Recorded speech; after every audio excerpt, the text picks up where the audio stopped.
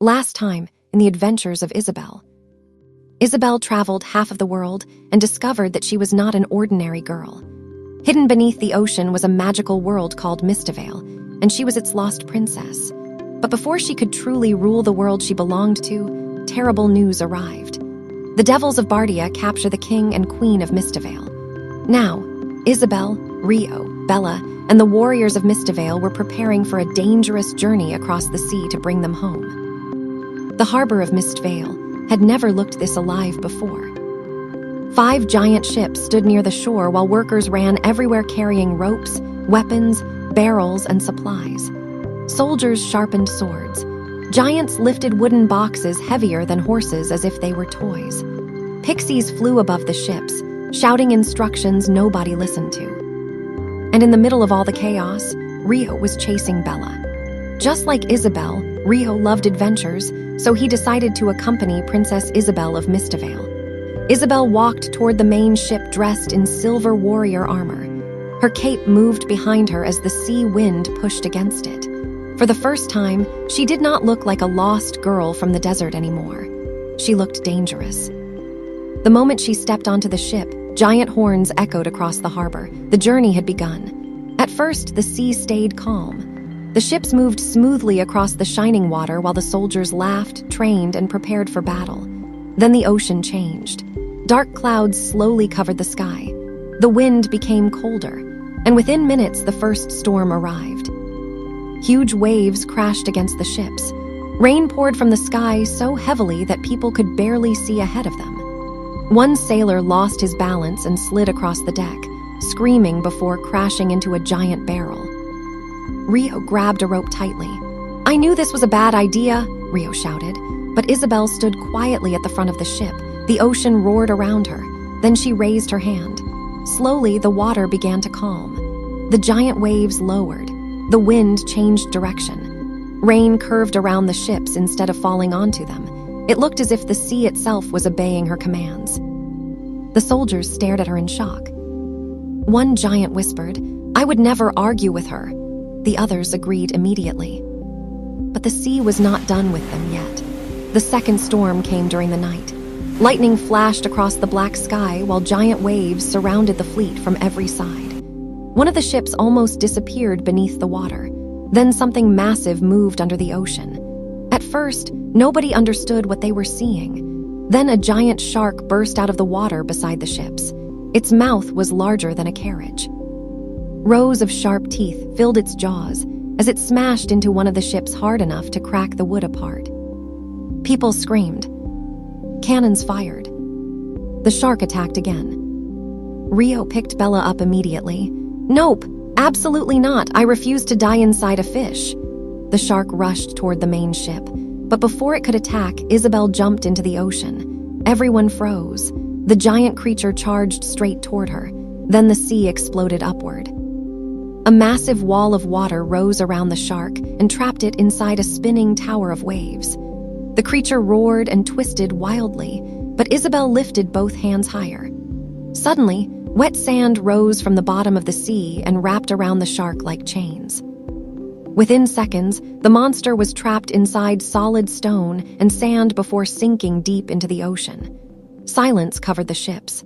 Then one soldier quietly said, "The princess is terrifying." Rio nodded very seriously. "Yes, very terrifying." 2 days later, the ships finally reached Bardia. The island looked dead. Dark cliffs surrounded the shore like giant walls. Thick fog covered the trees ahead. No birds flew above the island. Even the waves near the shore moved slowly as if the ocean itself feared this place. The soldiers became quiet. Nobody joked anymore. Even Bella stopped barking. The army stepped onto the island carefully and entered the forest. At first, everything seemed normal. The trees were tall and twisted together so tightly that sunlight could barely pass through. Strange sounds echoed between the branches. Every path looked the same. Then the traps began. One soldier suddenly disappeared into the ground. Another screamed as ropes pulled him high into the trees upside down. A giant stepped forward and instantly froze into solid ice. Panic spread through the army. "What is happening?" somebody shouted. Nobody had an answer. The deeper they moved into the forest, the colder it became. Fog covered the ground. The air felt heavy. Then Isabell noticed something moving between the trees. Shadows. Tall, dark figures stood silently in the distance. Their bodies looked human, but their faces were hidden beneath black hoods. They did not walk. They floated. And wherever they appeared, the forest became cold. Rio looked around nervously. I officially hate this island, too. One shadow suddenly appeared right behind a soldier. The man screamed. Dark vines burst from the ground and wrapped around him before dragging him into the darkness. Everything exploded into chaos. The shadows attacked from every direction. Trees moved like living creatures. Giant roots smashed through the ground. More soldiers disappeared into the fog. The giants tried to fight back, but suddenly the earth beneath them collapsed. A massive pit opened under the army. Giants, warriors, weapons, and supplies fell deep underground. Rio grabbed Bella and tried to run toward Isabell, but dark vines wrapped around his legs and pulled him backward. At the same moment, thick black roots wrapped around Isabell's arms and body. The shadows slowly surrounded her. Then everything went black. When Isabell opened her eyes again, she could barely move. Dark roots held her tightly above the ground. Strange, glowing marks moved across the trees around her. Nearby, Rio hung trapped inside the same vines, but Isabell could not see him. Bella growled below them while trying to bite through the roots. The shadow creatures stood silently all around them, watching. The forest had become completely silent. Then Isabell slowly lifted her head. Her eyes began to glow blue. The vines around her started shaking. A cold wind rushed through the trees. The shadows moved backward. Power slowly spread through Isabell's hands like glowing water. Then she raised both arms. A bright sphere of magic appeared above her. At first, it was small. Then it grew larger and larger, until it floated above the entire forest like a second moon. The whole island shook. Light exploded across Bardia. The glowing waves spread through the trees, through the ground, and deep beneath the island itself. The shadows screamed. The vines snapped apart instantly. Frozen soldiers broke free from the ice. Hidden traps collapsed. Warriors trapped in trees fell safely back to the ground.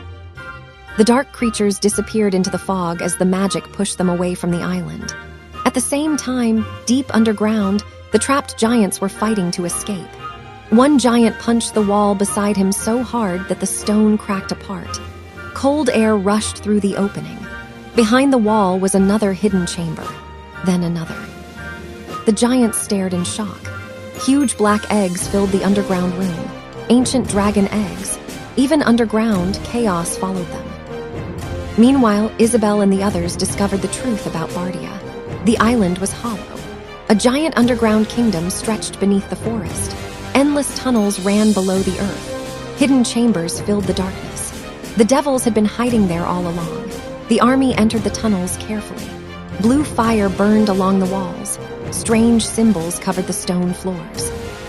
Then they heard something, the sound of chains. Isabell immediately ran toward the sound. Deep inside the underground fortress, they finally found the king and queen locked behind giant iron gates. They looked weak and tired, but alive. "Mother," Isabell shouted. The queen looked up slowly. For a moment, nobody moved. Then the king smiled weakly. "I knew you would come." But before they could escape, loud horns echoed through the underground halls. The devils were coming. And this time, they came with an army. The battle shook the entire underground kingdom. Giants smashed through stone walls, while Mistivale soldiers fought across narrow bridges and tunnels. Fire exploded everywhere. Devils attacked from above, while shadow creatures returned from the darkness. Rio grabbed a sword from the ground. "I have no idea what I'm doing," he shouted while swinging wildly. Meanwhile, Isabell fought at the center of the battle. Water rushed through the underground halls like giant snakes. Stone walls cracked apart beneath her power. The ground itself moved when she raised her hands. One devil charged toward her with a giant axe. Isabell lifted her hand calmly. The floor beneath him turned into quicksand instantly. The devil disappeared, screaming into the ground. Within hours, the underground kingdom began collapsing. The remaining devils escaped deeper into hidden tunnels, while the Mistveil army rescued the prisoners and carried the dragon eggs back toward the surface. By sunrise, Bardia had fallen. The king and queen were finally free. The ships are prepared to leave immediately. But while the survivors gathered near the shore, Isabell noticed something terrible. Several people were missing, and so was Rio. At first, she thought he was joking around somewhere nearby. Then she found his broken sword near the forest. Her expression changed immediately. The devils had escaped with prisoners. The king stepped toward her carefully. They still haven't learned their lesson. She ordered the people of Mistveil to return home safely with the king, queen, and dragon eggs. But Isabell refused to stop searching. This time, she would continue alone. Well, almost alone. Bella jumped onto the ship beside her and barked proudly. Isabell smiled softly. "You really never stay behind, do you?" Bella barked louder. And just like that, another journey began. For the next month, Isabell traveled across dangerous oceans, searching for the devil's ship. Sometimes, she dived deep beneath the sea and spoke to ocean creatures hidden in the dark water. Massive glowing whales, giant sea serpents, sometimes creatures older than kingdoms themselves. Finally, one ancient creature gave her the answer she needed. The missing warriors had been sold as slaves to another kingdom. A cruel kingdom ruled by a powerful king was feared across the world. When Isabell finally arrived there, she understood why nobody challenged it. The walls were enormous. Thousands of soldiers guarded the city gates. Giant towers surrounded the kingdom from every direction. Its army was larger than Mistveil's. Attacking directly would be impossible, so Isabell chose another plan. She entered the kingdom peacefully and told them she had lost her way in the sea. The guards captured her immediately and threw her into the palace dungeon. Bella secretly escaped before the guards saw her, but Isabell allowed herself to stay imprisoned. Days passed inside the dungeon. Isabell quietly observed everything around her. She learned how the guards moved. She listened to the conversations of soldiers. Then one day, she sent a message to the ruler. She claimed she could help them find gold hidden beneath their mountains. The ruler became interested immediately. For years, his miners had searched for treasure without success. The guards finally brought Isabell before the king. He sat on a giant golden throne surrounded by armed soldiers. "You claim you can find gold?" he asked coldly. "Yes," Isabell answered calmly. "Then prove it." The king studied her carefully before giving the order. The next morning, soldiers took Isabell into the mountains under heavy guard. She touched the ground quietly. Then she pointed toward the giant rocks. "Dig there." The soldiers exploded the side of the mountain and tore the mountain apart. No one was able to see it except Isabell. She touched the wet sand under these rocks, then looked at her hands carefully. Gold particles were shining in that wet mud. The diggers looked at her hand carefully. "Gold, we found it," they screamed with happiness. The news traveled fast. The king could barely believe it. From that moment, Isabell was no longer treated like a prisoner. She became the king's personal advisor and is now allowed inside the royal palace. And that was when she finally saw him. Ria. He carried heavy wooden boxes across the palace hall with chains around his wrists. His clothes were torn, and he looked tired and weak. Then he looked up. For a second, he froze completely. Hope returned to his face immediately. He understood. Isabell had come for him. She walked past him calmly so nobody would suspect anything. But as she passed him, she gave him a small smile. A confident smile, a promise. "Wait for me. I'm getting you out of here." Thank God. Rio took a sigh of relief and whispered, "I am ready, Your Highness," and smiled. Isabell was never going to leave her best friend alone, and her best friend knew that too.